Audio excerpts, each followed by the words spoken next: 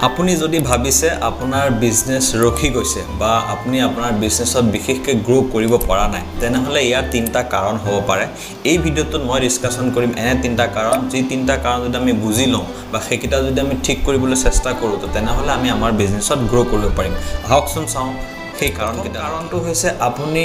কেৱল আপোনাৰ যেটো স্কিল আছে স্কিলৰ ওপৰত ভৰসা কৰি বহি আছে আপুনি প্ৰমোশনত ধ্যান দিয়া নাই আপুনি আপোনাৰ কামখিনি ধুনিয়াকে প্ৰমোট কৰিব লাগিব ধুনিয়াকে মানুহৰ সন্মুখলৈ লৈ যাব লাগিব আৰু আপুনি যদি সেই বস্তুখিনি নকৰে তেনেহলে আপোনাৰ বিজনেস কেতিয়াও গ্ৰো হ'ব নোৱাৰে দ্বিতীয় কাৰণটো হৈছে আপুনি হয়তো নিজকে বেলেগৰ লগত তুলনা কৰি বহি আছে যে কি হ'ব তেওঁটো এনেকা কৰি আছে মই কেনেকৈ কৰিব পাৰিম সদায় নিজকে কম্পেয়াৰ কৰি আছে যে কোনটো কৰিলে ভাল হ'ব কেনে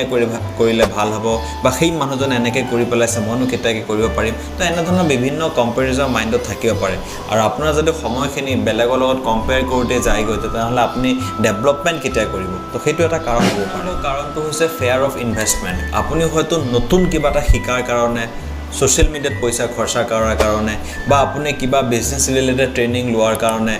এইবোৰত আপুনি পইচা খৰচা কৰিবলৈ আপুনি ভয় খাইছে চাওক কিবা এটা যদি আপুনি কৰিবলৈ হয় তেনেহলে কিবা এটা বোল্ড ডিসিশন আপুনি লবই লাগিব যেতিয়ালৈকে আপুনি কিবা এটা বোল্ড ডিসিশন নলব কিবা এটা ৰিস্ক নলব তেতিয়ালৈকে আপুনি কেনেকৈ গ্ৰো কৰিব তো এই তিনটা কাৰণ হ'ব পাৰে যেটো কাৰণত আপোনাৰ বিজনেসটো আগবাঢ়িছে আপুনি এবাৰ নিজকে এনালাইসিস কৰি চাওক যে কোনটো কাৰণ আছে এক্স্যাক্টলি যে মোৰ বিজনেসটো আটকি আছে তো কাৰণখিনি ভাবি চাওক আৰু নিশ্চয় কিবা নহয় কিবা এটা সলিউশন ওলাব